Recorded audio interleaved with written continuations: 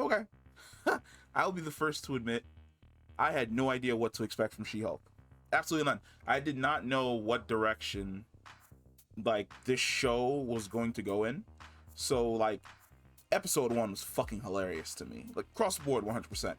Um a nitpick, I'd say I enjoyed about 95% of this episode, but I'm gonna talk about a nitpick first. The infection of Jennifer Walters. So in the comic books, it's a blood transfusion from Bruce to Jen that leads to her essentially becoming She-Hulk. In the show, it's essentially just a cut, like a drop. Well, I wouldn't really say a drop because my man Bruce had a gash on his forehead, but like his blood landed in an open wound that Jen had on her hand, and it infected her and ended up turning her into She-Hulk. Now, this is actually picking up story beats from the Edward Norton movie, which hasn't been referenced in forever. Where essentially in that movie, we see that the leader was experimenting on Bruce Banner's blood, and he was infecting like rats and dogs, and then they were essentially becoming rabid. And we also saw like that hilarious rift of where Stan Lee drank the soda that had a drop of Bruce's blood in it, and he went into like shock and passed out and had to be taken to the hospital. So that was a story beat that the MCU never returned to, for the most part. Like, the MCU never circled back and sat down and talked about that in the entirety of Hulk's run since Edward Norton left, and his name escapes me at the moment, but it's definitely it's that Mark Ruffalo stepped in. And I like the fact that we're kind of going back to that, especially since we've seen hints that the leader himself is going to be in this show. So how quick her transformation happened was a little bit of a nitpick for me, because I really thought they were going to spend a little bit of time, or it was going to be a more dire situation where the car crash happens, she gets really badly injured, and then in that moment Bruce really doesn't have any choice but to essentially do like a makeshift blood transfusion on the spot, and then that was what's going to end up turning her into She-Hulk. Now, the fourth wall breaking, I'll be honest, I read Hulk comics, like Hulk is my man, and for the most part I am a Hulk aficionado.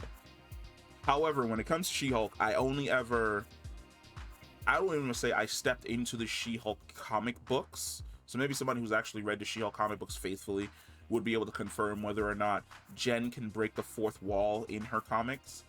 But I only ever encountered her when she was crossing over into like the Hulks series, or during World War Hulk, or during Age of Ultron, where it's her and Luke Cage in the future and they're trying to survive. But this was great. Like, I like when characters break the fourth wall. I like that the MCU is doing a lot more of this.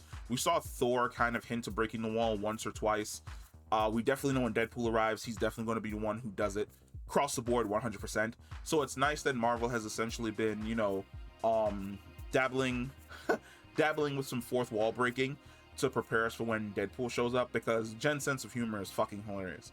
In regards to the conversations that she's having with Bruce, or the pissing contest that they both end up having, or like her just raging out and turning into She-Hulk, the explanations that Bruce was giving, and Jen's like, yeah, like, I'm a woman, I literally live in fear, and that's essentially what I live in. Like, I have to be afraid of like going on a date and accidentally being murdered, ridiculed at work, this and that. And I'm like, yeah, that's a lot of shit that females got to go through out there.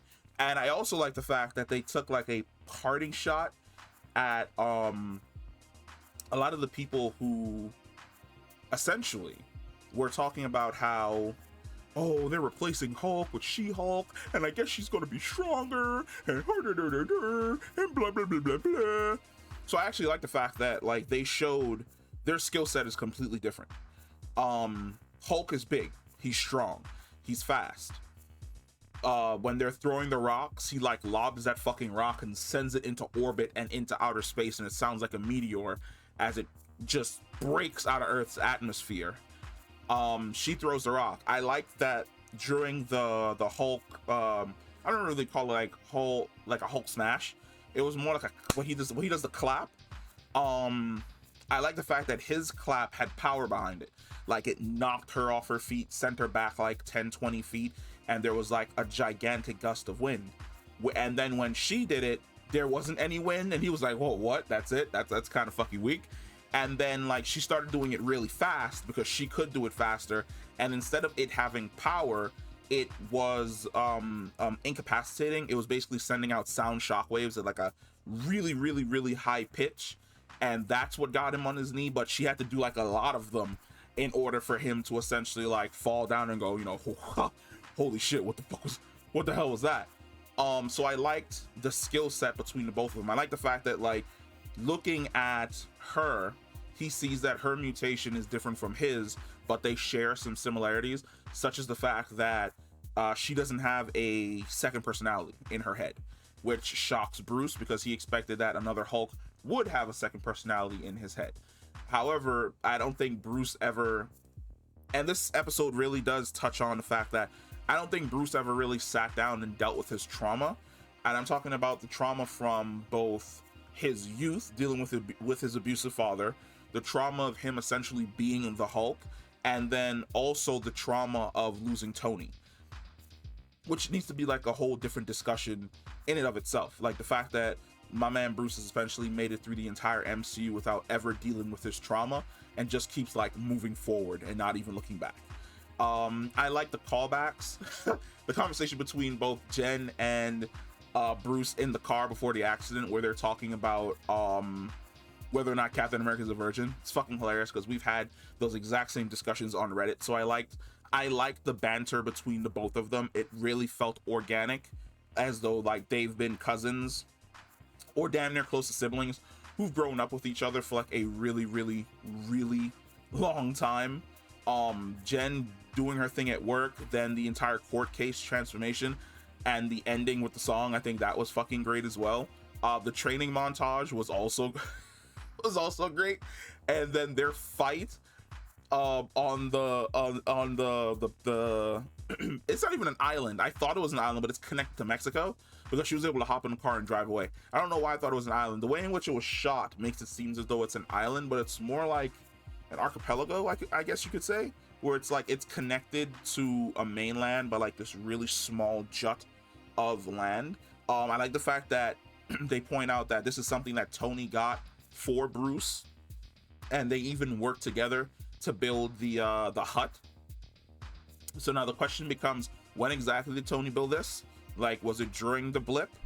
Is that where Bruce was? Because Bruce says this is where he went to essentially combine both Hulk and Banner into one being. Does that mean that there's a chance that they could separate Hulk and Banner from one being? Because Bruce does say that because of the injury on his arm, he lost equilibrium. So does that mean that because of the injury on his arm, Hulk came back and he had that device on himself to essentially stop him from transforming into the Hulk? Like, so many questions across the board, 100%. Because during that little scene where she's in front of the bar, it doesn't look like Smart Hulk is the one that tackles her. It looks like it's Hulk that tackles her and knocks her out and then takes her away. So it's going to be interesting to see where exactly the series goes, if it chooses to bring back Mark Ruffalo and have him be like this centerpiece side character going forward in the series. Like that please. Like, I think the first episode was fantastic. There are some small tidbits that I'm gonna have to sit down and I'm gonna have to like dedicate videos to because they're interesting topics. But yeah, She-Hulk, not what I expected. Really high marks. Enjoyed the entire thing. There was a ton of comedy. The action little fight scene between both of them was super fun because it's essentially like two siblings who discovered they had superpowers, just giving each other shit and giving each other a hard time, and then fighting the way siblings do, and then instantaneously making up and then having to work together to fix something that they both broke. So that's good. We're gonna start working on those other videos, and they're probably gonna be up by tomorrow morning and afternoon, and I will catch you literally in the next one. Peace.